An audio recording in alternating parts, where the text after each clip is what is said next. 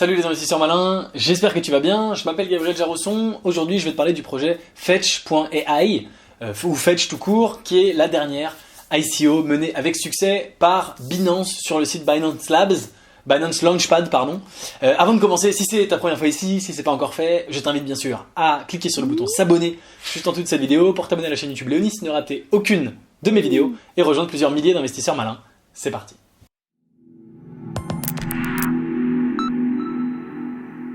Comme tu le sais peut-être, Binance, via sa plateforme Binance Launchpad, fait la promotion de plusieurs ICO régulièrement. Donc on a eu BitTorrent, dont tu as probablement entendu parler, hein, l'ICO BitTorrent assez médiatisé. Et le 25 février, l'ICO Fetch. Alors en fait, il y a quelqu'un qui m'avait demandé, est-ce que tu peux en parler avant l'ICO, évidemment. Et j'ai pas eu le temps, donc j'en parle après. Et de toute façon, ça a été assez rapide. Je sais pas si tu aurais eu le temps, puisque ils ont levé 6 millions de dollars, qui était leur hard cap. Donc hard cap assez bas, hein, c'est fini le temps des ICO extraordinaires, à 200 millions, 1 milliard, etc. 6 millions en 22 secondes, le 25 février 2019. Donc il fallait être très rapide du clic de la souris pour pouvoir participer. Tu pouvais participer sur le site Binance, comme d'habitude, en BNB token, et c'était vendu au prix de 8 centimes à peu près pour le token. Aujourd'hui, le Fetch est déjà listé sur Binance, il se trade à 33 centimes, donc pour ceux qui l'ont acheté, ils ont déjà fait une très belle opération, une très belle plus-value. Ça reste la crypto rankée 1774e, alors en fait, ça dépend un petit peu du market cap, mais on va essayer de trouver ça ensemble, puisqu'on peut peut-être voir combien ils ont donné de tokens. Boom, Launchpad Sale 6%, donc 6 millions, ils ont levé pour 6%, ça fait un market cap de 100 millions.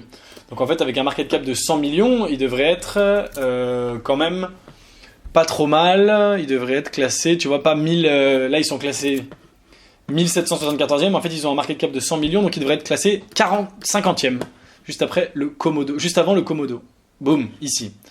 Entre le Pundix et le Komodo devrait être classé ici. Donc c'est quand même déjà D'ailleurs, attends, est-ce que les market cap c'est sur le circulating supply seulement? Non, je pense pas. Non, c'est pas sur le circulating supply, parce que tu prends Komodo, voilà. T'en as 112 en circulation. Ah si, c'est peut-être sur les circulating supply. Donc si c'est le cas, ce serait un market cap de seulement 6 millions. Et ça expliquerait pourquoi il est 1700 et quelques. Bon, peu importe. Alors, c'est un projet un peu compliqué à comprendre. C'est un projet d'intelligence artificielle pour les systèmes économiques complexes variés. Pour être très précis, on va essayer de parler de cas concrets, mais donc ça peut s'appliquer à une flotte de voitures, à une flotte de panneaux électriques, d'éoliennes. C'est un écosystème où tu peux mettre tout un tas d'agents complexes qui peuvent échanger entre eux, qui peuvent réfléchir entre eux, qui peuvent s'optimiser entre eux, qui peuvent éventuellement faire du commerce. Donc par exemple, si c'est des éoliennes, elles peuvent revendre l'énergie au meilleur prix, elles peuvent s'adapter en disant là il y a plus de vent ici, donc on va faire fonctionner toutes les éoliennes de ce côté là du parc éolien, mais de ce côté là on va pas les faire fonctionner parce que ce serait moins rentable, et là on va revendre, ou en ce moment les prix de revente sont pas assez intéressants, donc on revend pas et on arrête le parc d'éoliennes, etc. Et donc à la fois de l'optimisation d'agents autonomes et à la fois un côté économique, d'échange financier monétaire. Donc un écosystème assez complexe, mais qui peut à terme, notamment justement, gérer donc une flotte de voitures autonomes, ce qui est quand même un gros sujet, bien sûr, du monde économique de demain. Et pareil pour l'énergie. Tout ça de façon sécurisée dans la blockchain, dans un smart ledger, etc. Donc il y a une expérience, alors elle est où? Elle est sur leur site community ici, je crois, community site. Il y a une expérience assez dingue qu'ils ont menée. Voilà, c'est ça. Alors on va se la regarder, ça dure juste quelques secondes. Donc ils ont envoyé des voitures de Lyon à Stuttgart. Ils ont fait deux équipes, une équipe avec des humains, une équipe avec Fetch.ai. Donc là c'est toutes les voitures, elles sont à Lyon. On va virer cette merde, voilà. Et les humains prennent une stratégie, c'est faire le moins de détours possible vers la station de recharge, parce que c'est des voitures électriques. Et Fetch.ai, ils ont l'idée de faire communiquer toutes les voitures et toutes les stations pour voir non seulement les stations les plus proches, mais les stations où il n'y a pas d'attente. Et tu vas voir ce qui va se passer. C'est assez marrant. Donc j'avance un petit peu. Voilà, ce qui se passe ici, c'est que du coup, ils ont fait la station qui avait le moins de détours, sauf que toutes les voitures se retrouvent à la même station et il y a 3 heures d'attente sur la station. Alors que là, l'intelligence artificielle a réussi à dispatcher les voitures un peu partout, et donc il n'y a que 20 minutes versus 3 heures. Et donc, le temps final des voitures qui arrivent, donc là il te fait un petit graphique, il te montre toutes les voitures, au lieu de prendre à gauche une seule et même route, et ben là elles se sont dispersées un peu partout sur la droite pour voilà. Et donc là les 200 sont arrivés avec un temps de trajet moyen de 9h34 de Lyon à Stuttgart, alors que pour les humains, bah, tu vois, il y a des retardataires et le temps de trajet moyen était de 13 heures.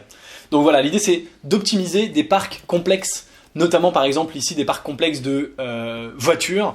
Là, il n'y a pas l'aspect économique. Peut-être qu'il a pris en compte les prix des trucs qui étaient les moins chers, ils n'en parlent pas. Peut-être que c'était non seulement le trajet le plus rapide, mais aussi le trajet le moins cher. Tu peux prendre en compte les prix des recharges, etc., etc. Voilà ce que fait Fetch, pardon.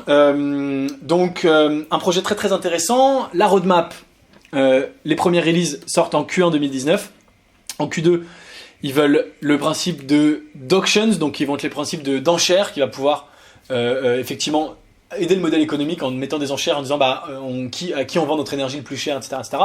Et les alpha et bêta devraient débarquer au Q3 avec une main release fin Q4 et une équipe donc de gens complémentaires. Ah zut, ça m'a fait sur la même page. Avec ici Humayun, je pense, Humayun, je sais pas comment on prononce ce prénom, qui est le CEO qui est à Cambridge au Royaume-Uni, qui était avant le fondateur de Uvu, puis avant le fondateur de It's Me, quelqu'un qui a l'air d'avoir pas mal d'expérience, et le CTO qui est notre cher Toby.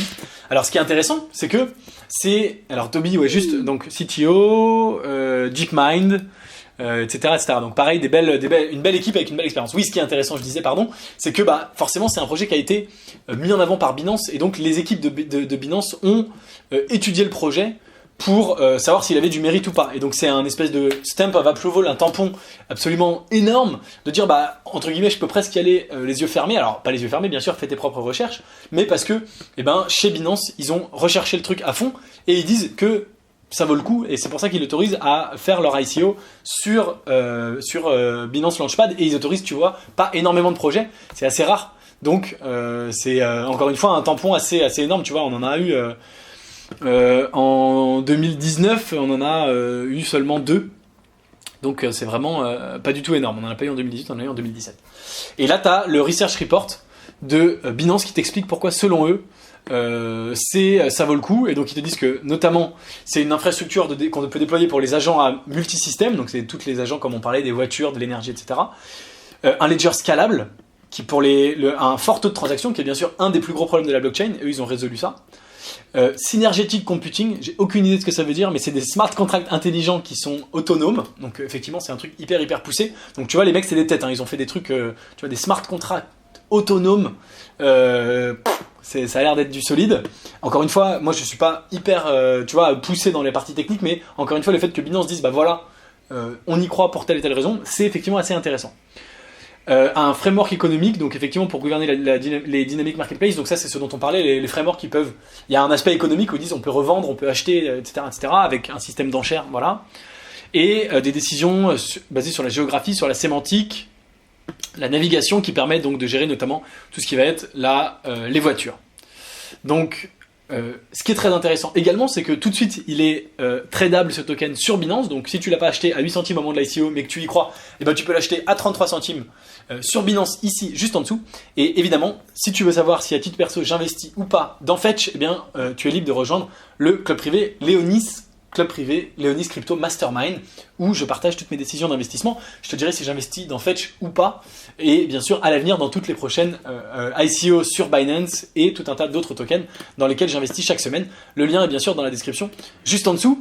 C'est tout pour Fetch, j'espère t'avoir un minimum éclairé sur ce projet qui est pas simple.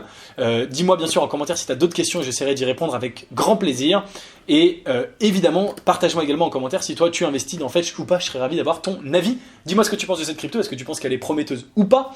Merci d'être resté avec moi jusqu'au bout. Si la vidéo t'a plu, bien sûr, mets-moi un petit like, ça fait toujours plaisir. Et si tu n'es pas encore abonné à la chaîne YouTube Léonis, je pense vraiment que c'est le moment de le faire. Moi je te dis à très bientôt pour une prochaine vidéo.